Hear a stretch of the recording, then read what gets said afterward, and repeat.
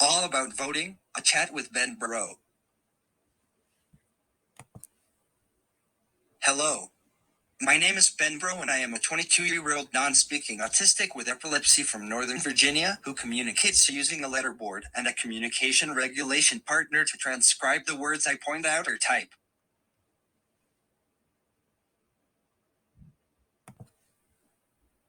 About me. My interests include elephants, pudding, and cheese. I also love the show Friends. I don't do sports on teams or anything, but I do like to dance. I like making art, and used to make a lot with glitter paint and folded paper to create symmetrical messes of art. While I did make these pieces for myself, I entered some in local art contests and have won several prizes, including Best of Show among all artists. I also once had an art show at a local high school and raised around $1,800 for a local charity. This shows how doing things you enjoy can sometimes also help others.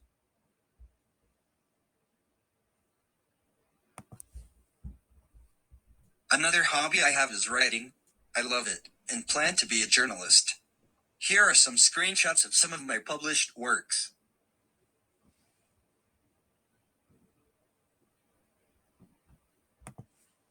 In fact, I got one of my paintings and poems published in a magazine last year.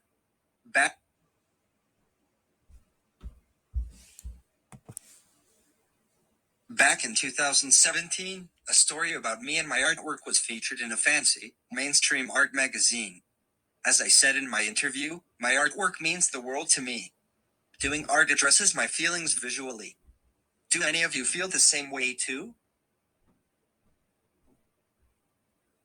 I am proud of my artwork accolades, but more proud that it shows how people with disabilities can achieve and shine in so many different ways. I also recently just tried my hand at making a TikTok.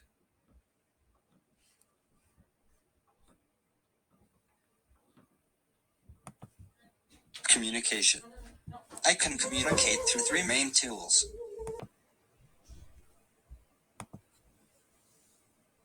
1. iPad. I have an iPad on me at all times with an app called Proloquo 2 Go that lets me express simple needs. It has buttons that have voices that let me say things like, I need water, and that is as deep as that app goes.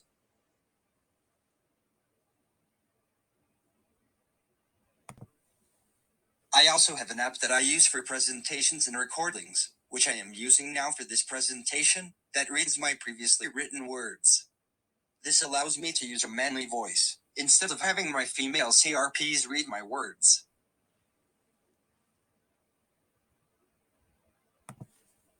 2. Letterboard and communication regulation partner. Then I can communicate in person and in the moment with a letterboard and CRP. My CRPs, or communication regulation partners, hold the letterboard for me, while I point to letters, and they follow along to speak my words. A letterboard is a laminated alphabet with some punctuation. I can also use a letterboard to do high-level mathematics.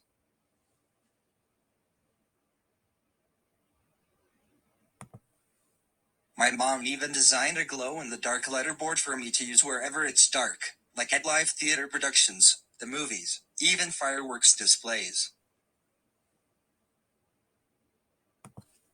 3. Keyboard and CRP. Lastly, I can use a keyboard in a similar way as the letterboard. I have been working on using this more autonomously as well, like using a stand or holding it myself. Before I learned to use the letterboard, it was complicated for me to communicate. I used a lot of sounds and attempts to point to tell others what I wanted or needed. I wasn't always successful, and I couldn't express my thoughts. I hoped that someone would be able to read my mind sometimes, but of course, no one can.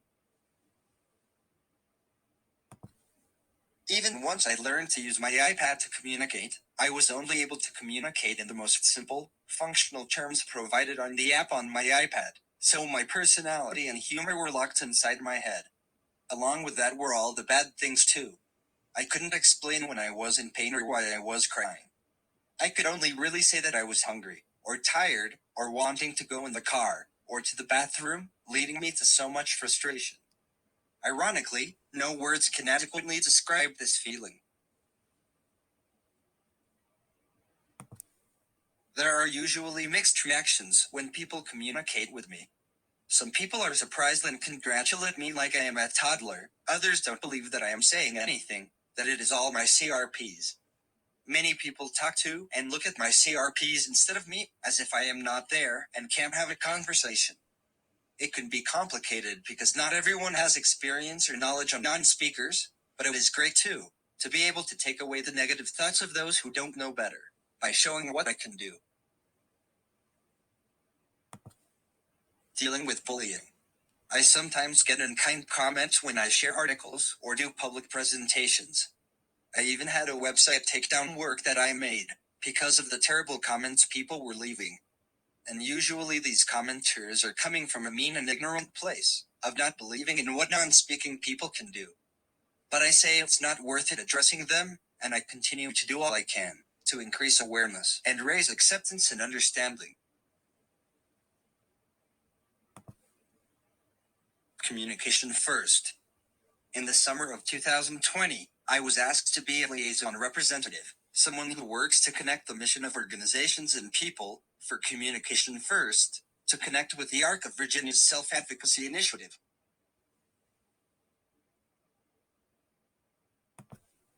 In November of 2020, I was asked to serve as a member of the Communication First Advisory Council.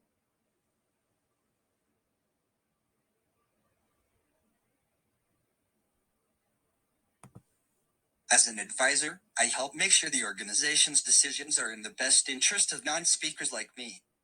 I also participate in advocacy efforts to spread the organization's mission, to protect and advance the rights, autonomy, opportunity, and dignity of people with speech-related disabilities.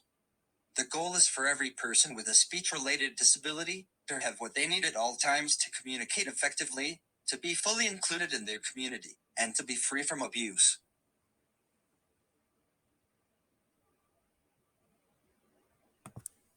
Reaction to my letter to editor. I am not sure how many people saw it, but for those that did, it was actually quite well received. I was also very excited and proud that, around the same time, the county government where I live, in Fairfax, Virginia, also highlighted my voter registration process, and that piece got very favorable input. The endorsement by my county of supporting people with disabilities in registering to vote and voting means so much to me and my community.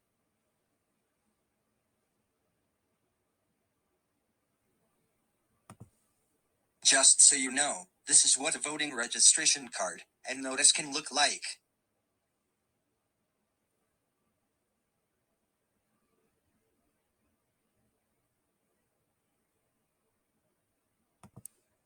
Voting. Before I was able to vote, I was upset that my voice wasn't able to be a part of those conversations. Voting is a right, and it's also really important to me. It's so great that many people under 18 are getting educated about the importance of political action, but it can be so cruel to feel left out of the election process, especially when these decisions can so greatly affect you. Fortunately, there is plenty you can do before being able to vote to help your voice and others' voices be heard. What you can do before turning 18. Start by educating yourself on politics, voting, economics, etc. Assess what you are most passionate about, and which party best aligns with your ideals. Also, make sure people know their votes do, in fact, count. When elected officials have our best interests in mind and are willing to stand up for our safety and rights, that is how we as a country can implement systemic change. Speak up for your beliefs and be the change you want to see. You can also write to officials to express your voice in important matters.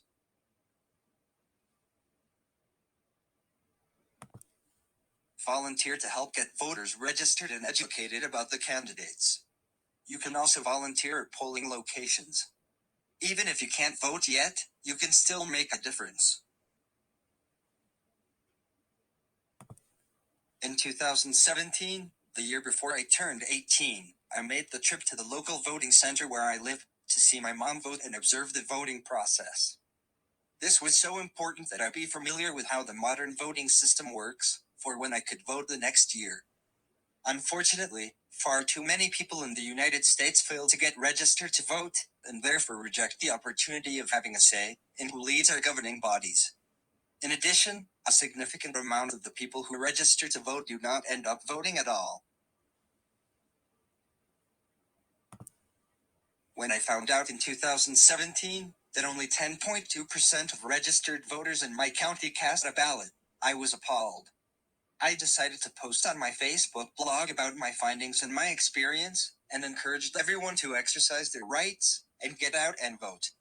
I wanted to remind people of the honor and responsibility involved with their right to vote. I also posted on my blog resources for people to find voting information for their state.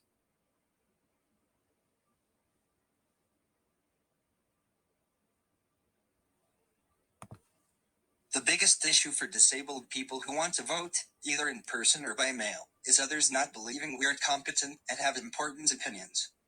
Therefore, people believe we shouldn't have a say in electoral processes. I was not receiving any information on voting or registering to vote from anybody except my mom. If not for her, I would not have been knowledgeable about how to exercise my right.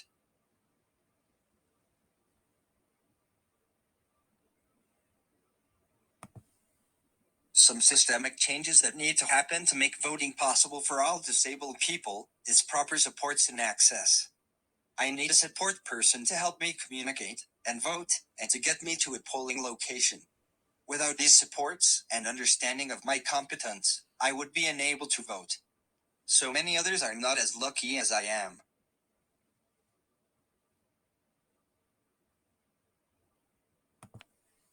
When voting can be difficult. In many ways, I think it becomes more difficult for other people who have more than one marginalized identity, such as disabled people of color, to find someone who will protect them and their rights, and actually in the process of going to vote. I think some transgender individuals might be denied, because their ID does not look correct for their gender expression. But, I don't think I am the most qualified to further discuss this.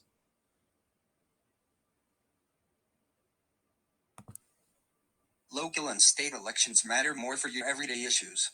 This includes school, community, and police funding, passing laws, and so many other things. If you want to have positive action in your community, local and state elections are a great place to start.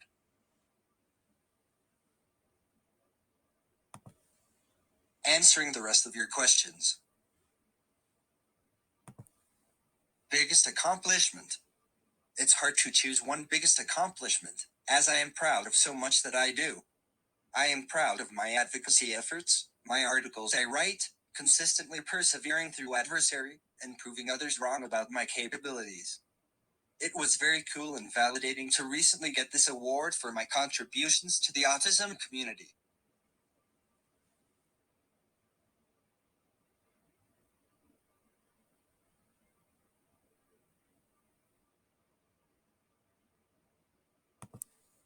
Talking with kids. I do a lot of advocacy and some mentoring, so I communicate with some kids kind of regularly, but do not usually talk to big groups of kids like this. It is pretty cool, and I hope to do more. I enjoy being a mentor to young and curious minds. As is said, you are the future. Did you have trouble learning in school because of your disability? Of course I did. My brain is not made to work the way schools plan on it. I had to fight to show I am competent and can learn, and still didn't get much from public schools. I was able to communicate and advocate for myself to fight for the education I deserve, and I am happy to say I achieved this, and am currently working to earn my full high school diploma. I still have to work hard, as it takes longer for me to spell out answers than it would if I spoke out loud. In summary, there are many ways you can participate in political advocacy before turning 18, including educating yourself on voting, politics, economics, etc. Assessing what you are most passionate about, and which party best aligns with your ideals. Volunteering at polling locations, local advocacy groups, helping with voter registration, etc. Educating others on the candidates involved in the elections. encouraging others to vote, and remind them their votes do count. Don't discount the importance of local, state, and school elections. Write to officials to express your voice in important matters. Go with your parents or guardian to observe the voting process. Share resources with others. Speak up for your beliefs.